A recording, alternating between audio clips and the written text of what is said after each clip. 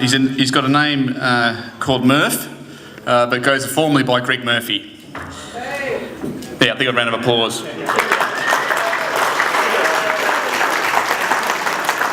So I thought, for those that don't know Greg, I thought I'd give you a quick rundown of who he is. So Greg started racing cars at the age of 8, and he continued that tradition this morning with a few people at the track up the road here. Winning the inaugural Shell Formula Form in 1990 was his ticket to racing a real car, and that really ignited it in Greg. He's a seasoned driver in the V8 supercars. I'm sure all the motorheads in here know who he is. But his mark on the sport is truly incredible. He has over 400 V8 supercar starts, he wrote multiple, I'll tell you, 4 Bathurst wins, and appointments with some of the highest profile race teams in Australia. Greg is rightfully considered one of the greats of the sport and by fellow competitors and fans alike. His flagrant disregard for detractors and adversity has resulted in some of the most memorable performances despite the odds, and probably the main reason why I picked up the phone to call him 2 years ago. He finished his professional career at the end of 2014 as a co-driver with the team that gave him his first opportunity, the Holden Racing team, and has since been working on the other side of the camera with the Supercars Media TV commentary team.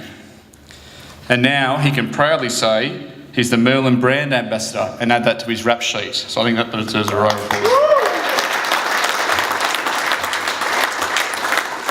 Murph, I'm personally very proud to have you here, mate, and as part of our one team, and I'd like everyone to make Greg feel welcome, Mr. Greg Murphy.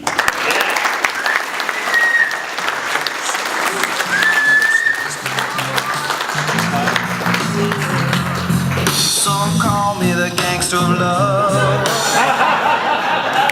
That was good timing. That's not what they call me. Thanks, Grant.